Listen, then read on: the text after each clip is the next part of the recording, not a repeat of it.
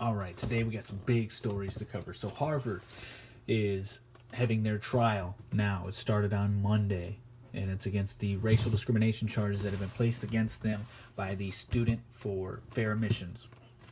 Then in China, a think tank group over there, which is linked to the state council, is warned against U.S. provocations over in Southeast Asia. Then China is home to the new gulags, which has approximately 1 million people in there right now, which is the biggest thing that we've seen since like World War II. Then, lastly, Five Eye Intelligence. These countries are working to combat what's going on in China and the influence China's trying to peddle in to these countries as well. So, starting off with the case going on with Harvard. So, Student for Fair Admissions has stated that what's going on through the admissions process is unlawful and racial discrimination against Asian American students. Now, it's important to note that back in 2013, there was an internal investigation in Harvard to see if this had any merit. And it does. They did find racial discrimination against Asian students. But for whatever reason, right now, Harvard's denying it. But they did say that race is a plus factor in the admissions process, which to me is kind of asinine. It should just be based on who's the most qualified and best student to go to a school like Harvard. But that isn't what they believe. So the first person to take the stand today was Dean of Admissions, William Fitzsimmons. And he and 40 people in his department oversee the 40,000 applicants that come in and weed through them and see which ones they're going to accept. And out of that, there's like 2,000 that they'll send out letters. And so what they found through that process is that African American and Hispanic students were receiving acceptance letters with only an 1100 SAT score, whereas the Asian American students had to be 250 to 280 points higher than that to receive the same letter. Now, for Asian male students, the average acceptance had to be 1380 on their SAT score, and for females, Asian females, they had to be 1350. So right there, right off the rip, we're seeing clear racial discrimination against Asian students. And the lawyer for the Student for Fair Admissions has even said that in the case. His name's John Hughes. And, he said that that's racial discrimination, plain and simple. But Fitzsimmons said, no, it isn't, and this is just a way for them to break the cycle. Now, if this is a way for you to break the cycle, it seems that you're going backwards instead of, doing the right thing. Because if you're one of the best schools in the world, then why would you want to pick students based solely on race? That's clearly what's going on here, because the African Americans and the Hispanics are getting lower SAT scores than the Asian American students, and the Asian American students have to work harder to get accepted into Harvard than these other students do. So that's not right. That's not setting a good precedent for anybody. So that trial's going on right now. And also, another thing before we switch topics, there's a personality test that they do as well. And with this personality test, it's extremely subjective, and what it's supposed to detect is courage, kindness, if you're respected, if you have leadership qualities. And apparently, this is where Harvard's claiming it isn't racist, because this is where the Asian students tend to fail. So apparently, what Harvard's implying is that Asian American students don't have the courage that an African American student or an Hispanic student does, that they aren't as kind as an African American student or an Hispanic student. They're not as respected, nor do they have the leadership qualities of an African American or an Hispanic student. That's essentially what Harvard's implying by saying that the Asian American students are failing the personality test. And so, yes, there's clear racial discrimination there, and hopefully things will go in the favor for these Asian American students. There's even protests taking place right now regarding this, but for whatever reason, this isn't getting any attention, even though we're talking about racial division and racism in general all over the country nowadays, but we're not talking about this at all. Not one bit. And did we forget that we, imprisoned Asian Americans back in World War II? So there's a lot of reasons to be upset about what's going on over at Harvard, but nobody cares about that apparently. So that's what's going on right now with that case. So we'll see where it goes, and I'll make sure to be up to date on it so that way I can report on it to you guys. And so what's going on over in China, there's a think tank group, switching it over now. There's a think tank group over in China that's affiliated with the state council, and they've said basically that the United States is provoking them by creating, tightening up their allegiance with Southeast Asian countries. For instance, Vietnam, which we covered yesterday. Jim Mattis is over there right now, and then he'll be going to Singapore after that. He was originally supposed to go to Beijing as well, but they canceled that due to the trade war tensions and the beef we're having over military disputes over in the South China Sea, which is why we're over there working on tightening up our alliances. So we have Jim Mattis in Vietnam. He's going to Singapore.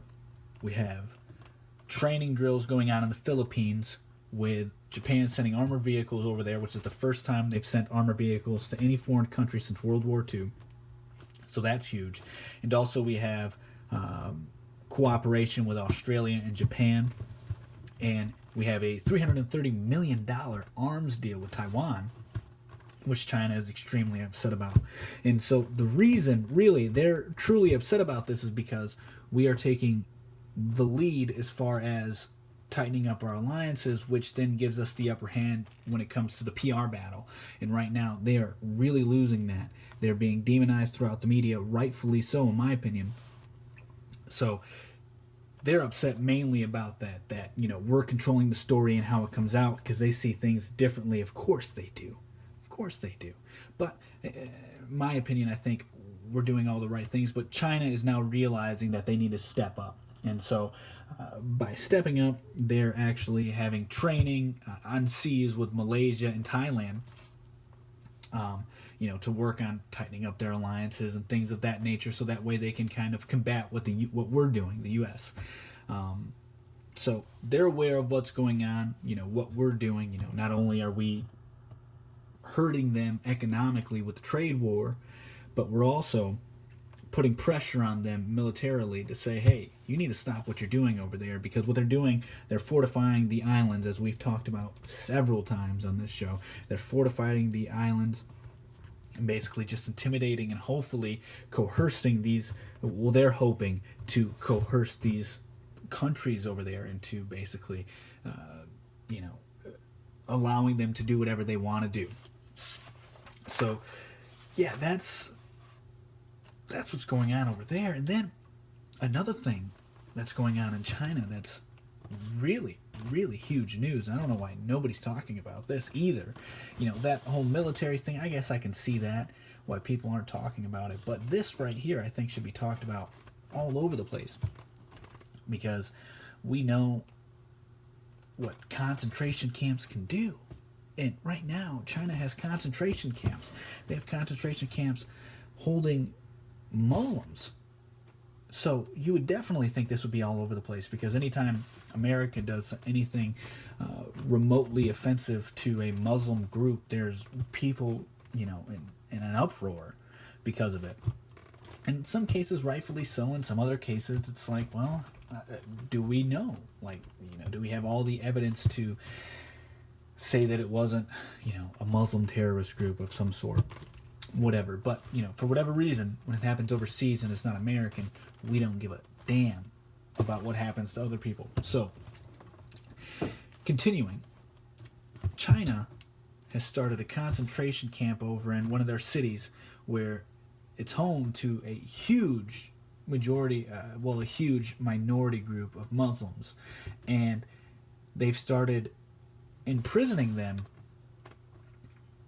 whether it be because they said the wrong thing or of petty crimes. And in this concentration camp, what they claim to do is only, it isn't that big of a deal, but if only they are basically indoctrinating them with Communist Party propaganda. And what they said they're trying to do is just separate their individual beliefs and make them more compliant with what, communist groupthink is over there. So that's really what they're only trying to do, so they claim. And Google is actually working to help them do this. They have a new search engine app, which is Dragonfly, which they're using over in China, which China basically have stated that they're using this to crack down on what people can do, and it's censoring everything over in China, which Google has come out with a good censor, which isn't the same thing as Dragonfly, which will be in the United States. But Google is actively helping China imprison these minority groups, Muslims, and being indoctrinated by communist propaganda. So Google is actively helping them out, which isn't good. That's something that we should be against. I get that Google's a private company, so they can do business with whoever they like, but you would think that if you're an American company, you would hold our values true and believe in freedom of speech and be able, and the freedom to practice your religion and things of this nature. You would think that you would hold those values since you're an American company, but apparently they don't. So yeah, I've been done with Google for a while now, and I suggest you guys all switch to DuckDuckGo, because they don't collect your data or any of that.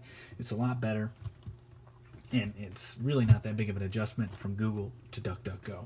So I'm just kind of sick of what Google's doing, as far as them trying to censor us in the United States, and as far as them participating in the indoctrination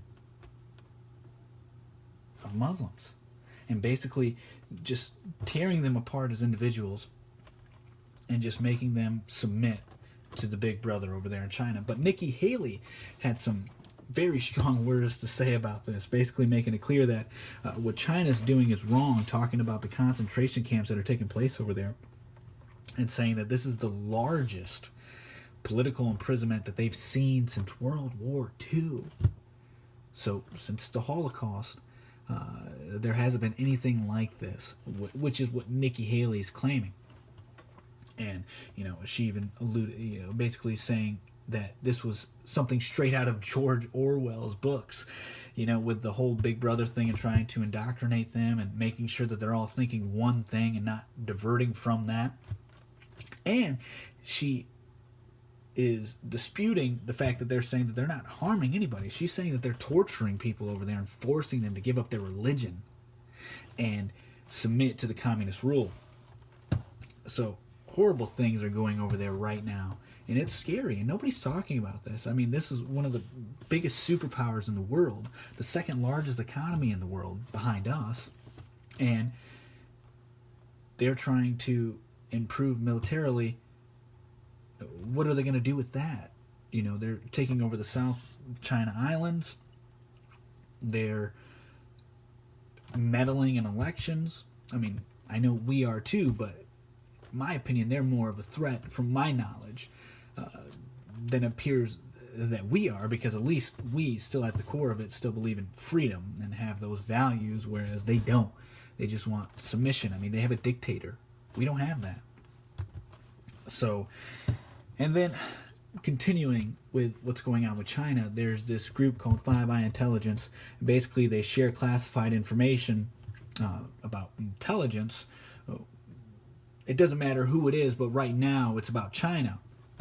They're sharing intelligence with it, and it's the United States, it's Australia, Britain, Canada, and New Zealand, and there's talks that Germany, Japan, and France are taking place in this as well. And what they're trying to do is mitigate the effect of China influencing them, whether it be politically, through business, any means necessary. They're trying to mitigate that, mitigate them from influencing these 8 countries if Germany, Japan, and France are actually helping out. So, and this means for China that they're losing, their foothold when it comes to trying to influence European countries to leave the U.S.'s policies, the American first policies, and go more towards China with their policies, and lean on them more than they do the United States. So this has kind of lost some traction for China when they were gaining influence. Now they're losing influence. And the reason they're losing influence is because it is blatantly obvious that they're trying to influence other countries with their communistic propaganda. And basically what they're doing now is they're limiting foreign investments into anything really, because of what China's done. I mean, China has tried to influence things from purchasing or investing in tech companies, as we see what they're doing with Google. They're partnering up with Google to create a censored search engine for their country, and now Google wants to bring that over to America because, hey, they want to expand globally. They don't care about our values. They don't care about the First Amendment rights. They want to do what Great Britain does and just make sure they uphold dignity as opposed to giving people freedom. That's Great Britain's rule on free speech. As long as it isn't controversial and isn't going to cause an uproar, you can say whatever you want. So basically, stifling free speech. So they want to keep China from being able to do that with technology companies and also movie studios, journalists, universities, as we talked about with the Confucius institutions. They're being funded by the Chinese government and spewing Chinese propaganda, whitewashing China's history, and just lying in general about what communism is. And so these countries are actively fighting against that, so that way we can just stop what's taking place. And right now, thankfully, I want to say this, thankfully for our president standing up and calling China out on all these things that they're doing, and our vice president, Mike Pence, has also called them out and has also asked Google not to do the dragonfly thing because it will effectively destroy any real American value that company may have had, because you're not valuing free speech, you're not valuing the freedom of religion, and nobody's this right here to me should be headline news. But instead, we talk about the royal wedding that's going on. We're talking about Elizabeth Warren lying about being Native American. She's like 1,024th, something like that. So she's not even really Native American. There was like maybe one person 10 generations ago, but for whatever reason we're disputing that. And and Stormy Daniels has to pay Trump legal fees now. All these things that we're talking about, and we have major issues going on. We have another superpower trying to influence all these countries and just make everybody have a monolithic way of thinking, and just military intimidation and all these things that China's doing. I mean, they have concentration camps. They have 1.1 million Muslims in there. 1.1 million. And they're being tortured, per Nikki Haley. That's what she says. And I tend to believe her over the government in China. So, this is pretty intense what's going on over there. And it's pretty sad that nobody's talking about this anywhere. We're just talking about this drama that has nothing to do with the security of our country and the security of the rest of the world. People are being wrongfully imprisoned for thinking differently, but our country's looks like it's heading in that direction, and we're trying to combat that right now, because as long as you don't think of anything on the right, you're okay. As long as you're not right-leaning in any sort of way, you're okay. Because I think the media bias is even being exposed by the Elizabeth Warren thing, by her doing the DNA test and it coming back 1,024th that she's Native American, when in order for you to actually claim to be Native American or a part of a tribe, you'd have to be like 132nd, 132s or something like that. And even the Cherokee tribe has said that this is a disgrace to the tribe and this is totally wrong what she did. They're basically, just tearing her down and saying she's doing this all for political gain, and nobody in the mainstream media is covering this. The only people I see covering this are conservatives and Republicans, and other people who aren't, necessarily Republicans, but classical liberals, which is what I consider myself. But anyway, so, yeah, we're too busy talking about this as opposed to the humanitarian crisis that's going on over in China. And obviously there's humanitarian crisis going on in Yemen too with Saudi Arabia, but we're only concerned about Saudi Arabia when they kill a Washington Post journalist. I mean, rightfully so, we should be upset with them, but we should have been upset with them long ago what they're doing over in Yemen. So I think, a lot of the news has the main stories wrong, and we're not covering what should be covered, in my opinion. So, that's why I'm covering it. So that's what we have for today. So I will see you guys tomorrow, and I hope you all enjoy the show. And like always, if you have any suggestions on a topic or topics you would like me to cover, please send them my way. You can, contact me through Instagram, through Facebook. My Instagram's LuisAcevedo_22. Facebook's just Luis Acevedo. And so contact me anyway and let me know if there's something you want me to talk about. All right. Peace.